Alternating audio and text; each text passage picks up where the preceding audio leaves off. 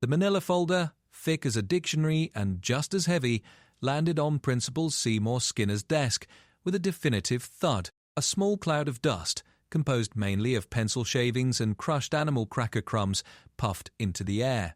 Edna Krabappel, her arms crossed and her expression a monument to weary vindication, stood before him. "There," she said, her voice flat. "The culmination of a career.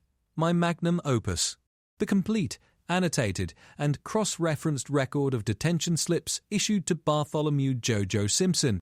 Skinner, a man whose entire being was a study in controlled anxiety, stared at the folder. He adjusted his glasses, a nervous tic that had become more pronounced with each passing year of his tenure at Springfield Elementary. That's quite a collection, Edna." "Collection?" she echoed, a humorless laugh escaping her. "Seymour, this is a historical document. It's a geological core sample of defiance. It's the Dead Sea Scrolls of detentions." Skinner opened the folder. The smell of old mimeograph ink and stale chalk dust wafted up, a potpourri of pedagogical purgatory. The top sheet was dated September 8, 1980. The reason scrawled in Krabappel's distinct exasperated script read, "Repeatedly answered I didn't do it before the question was asked." Preemptive sass. He flipped a few pages. October 12, 1918. Forge of Empires. Constructed a scale model of the school out of mashed potatoes, using gravy for mortar. When asked if it was a project for art class, stated it was a feasibility study for a snack-based future. Ate the gymnasium during second period. "He has an almost architectural mind," Skinner murmured, almost to himself. "A twisted gravy-based genius." Krabappel snatched the folder back. "Don't romanticize it, Seymour. This isn't a biography of a tortured artist. This is a logbook of a campaign of attrition, a one-boy war against the very concept of institutional order." She began to pull out sheets at random, her voice taking on the weary cadence of a documentary narrator, though she would have denied it vehemently. February 3, 1990. Forgot his instrument for the school band. When questioned, revealed he had traded his trumpet to a travelling carnival worker for a genuine shrunken head. The head, upon inspection, was a dried-out yam with a wig on it. "That's not just a detention, Seymour, that's a life choice." Skinner peered at another sheet. May 21, 1991. "Oh, I remember this one. The school play incident." "The school play incident," Krabappel read aloud, her voice dripping with the memory of it. While portraying George Washington in the school's President's Day pageant, ad-libbed an entire second act in which the first president led the Continental Army not to Valley Forge, but to a secret underground disco. The set was irreparably damaged during the choreography for the number "We Cannot Tell a Lie, But We Can Bust a Move." The cherry tree set piece was never the same, Skinner recalled, a distant look in his eyes. It was sawdust. They were interrupted by a sudden frantic buzzing from the hallway. The unmistakable sound of Milhouse Van Houten's voice, high-pitched and panicked, echoed through the door. "Principal Skinner! Principal Skinner! Bart's got a megaphone and he's climbed the flagpole. He's reenacting the Nixon checkers speech from memory, but he's changed all the words to be about cafeteria pudding." Skinner sighed, a sound that seemed to originate from somewhere deep in his sensible brown shoes. He didn't even get up. He just reached into his desk drawer, pulled out a pre-printed detention slip, and signed it. He handed it to Krabappel. Add it to the pile. This was the rhythm of their existence. The folder grew. It was the beating heart of Springfield Elementary, a dark, pulsing organ of consequence. One slip, dated November 3, 1993, detailed the Great Cowboy Bob incident. The school's beloved, if slightly alcoholic local television host, Cowboy Bob, Bart with a straight face, asked him if he'd ever had to use his lasso for anything other than roping in low ratings.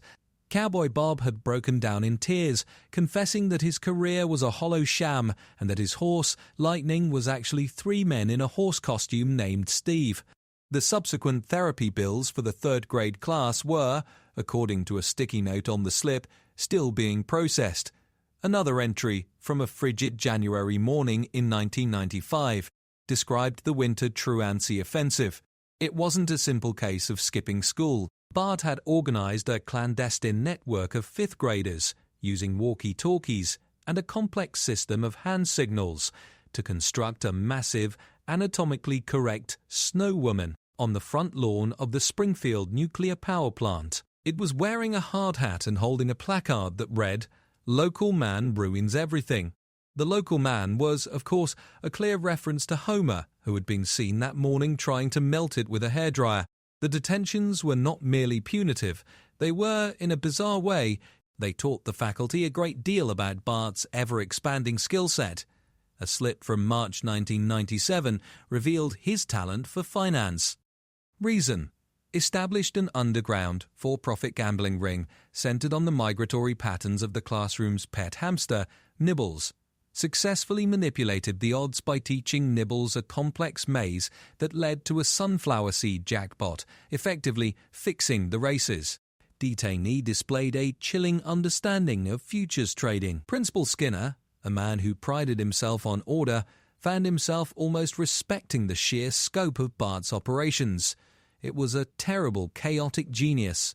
He saw it in the detention for insubordination, 2.0 inches from October 1999, where Bart had replaced all the ink in the faculty lounge pens with invisible ink. Dozens of ungraded papers, memos, and love letters from Skinner to Krabappel were now blank sheets of paper, viewable only under the harsh light of a blacklight he'd had to buy at a head shop on the dodgy side of town.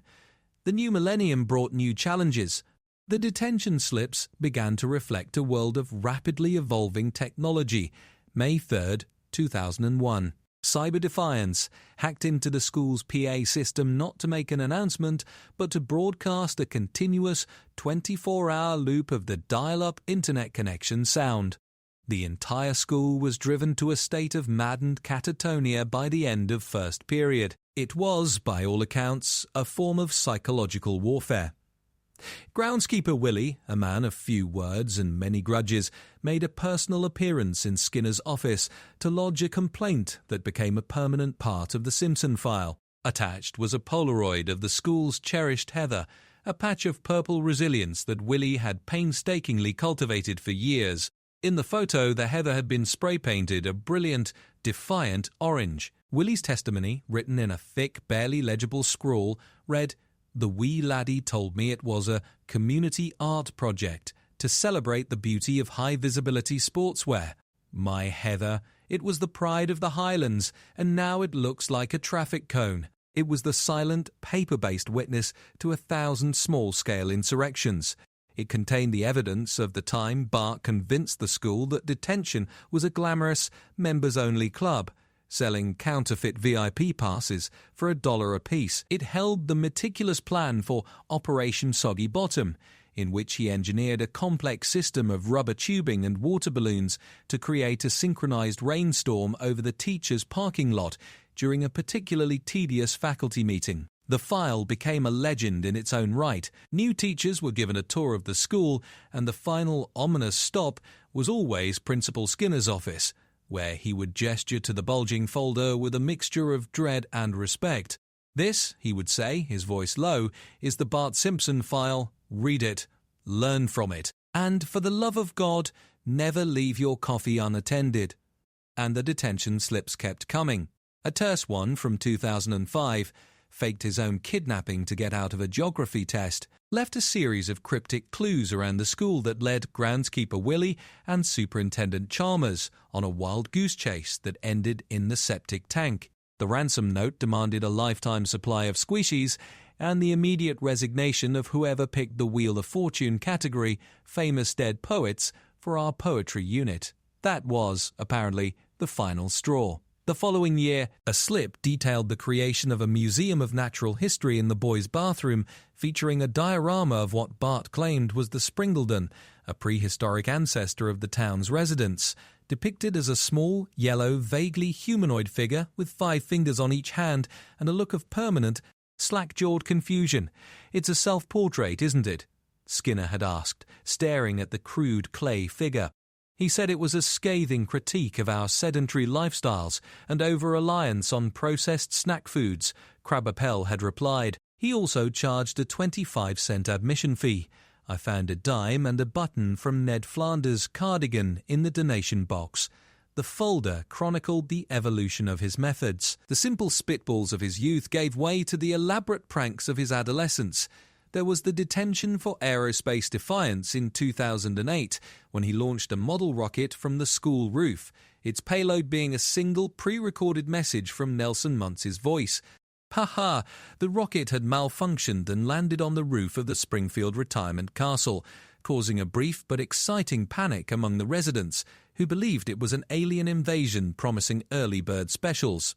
One of the most infamous entries, from 2010, was simply titled The Substitute. Miss Hoover had been out sick, and the substitute was a nervous young man fresh out of college. Bart, sensing weakness, had convinced him that it was opposite day at Springfield Elementary. He told the man that the school had a proud tradition where, on opposite day, the students taught the teachers. The entire day was spent with Bart, leading a spirited lesson on the history of cartoon violence, while a bewildered Milhouse tried to explain the principles of advanced calculus to a terrified first grader. By 2012, the file had become so unwieldy that Skinner had to buy a second folder, and then a third. They were color-coded: red for property damage, blue for psychological warfare, green for crimes against pedagogy, which was its own sprawling category. The red folder, Skinner noted with a sigh, was the thickest. The story continued, an endless, low-grade conflict. There was the time in 2014 when Bart, after a field trip to the Springfield Art Museum, was inspired to create his own masterpiece.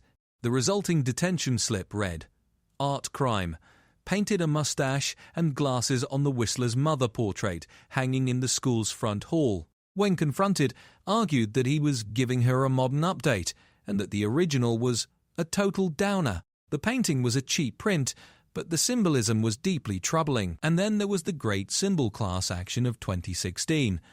Bart had convinced the entire school band that their symbols, if synchronized perfectly, could be used to communicate with aliens. During the annual spring concert, a performance of a medley of show tunes, the band, on Bart's hidden signal, brought their symbols together in a deafening, bone-jarring crash. They did it again and again. The aliens never responded, but the school's windows all rattled simultaneously, and Mrs. Pommelhorse's hairpiece flew off and landed in the tuba. The sheer number was the unbelievable part. It wasn't just the big, famous pranks. It was the daily, grinding attrition, the backtalk, the note-passing, the whoopee cushion on the principal's chair, a classic but one that Skinner noted in the file as being executed with masterful, almost balletic timing. Each one was a tiny grain of sand, and together they had formed a dune that now threatened to bury the entire administration. One day, in the late autumn of 23, a strange thing happened. A quiet settled over the school. The morning announcements played without interruption. No mysterious banging came from the boiler room. The flag flew at its proper height, unadorned by any undergarments, personal or otherwise. Krabappel, now in her final year before retirement, found it deeply unsettling. She went to Skinner's office. He was staring out the window, a look of profound unease on his face. "Seymour," she said. "Where is he?" "I don't know," Skinner whispered. "It's been 6 hours. Groundskeeper Willie checked the ventilation shafts. Lunch Lady Doris says he hasn't tried to trade anyone a caramel square for a coveted corner brownie. It's an anomaly." Just then, the door creaked open. Bart Simpson stood there. He was 10 years older than the first slip in that very first folder, but the face, with its irreverent smirk, was the same. He held a single piece of paper in his hand. "Principal Skinner," he said. His voice was different. Calm, measured. It lacked its usual manic energy. "Miss Kay." He walked to the desk and placed the paper down gently. It was a detention slip, but it was different. It was on thick, cream-coloured stationery, with elegant, hand-drawn borders. In the centre, in his own handwriting, was a single sentence. "For general insubordination, flagpole ascents, defamation of historical figures, art forgery, cyber-terrorism, and causing the slow, agonizing decline of the public education system in a 4-state area." He was holding out a pen. I figured you'd want the official one, he said, for the file, the grand finale. Skinner, his hand trembling slightly, took the pen. He looked at the folders, at the shelves that now held the complete physical history of his war with this one boy. He thought of the mashed potato school, of Cowboy Bob's tears, of the orange heather. He signed his name. Bart took the slip, looked at it, and nodded once. A look of profound, almost unsettling peace settled over his features. He placed the slip on top of the very first folder, the one with the mimeograph ink and the preemptive sass. "Well," he said, turning to leave,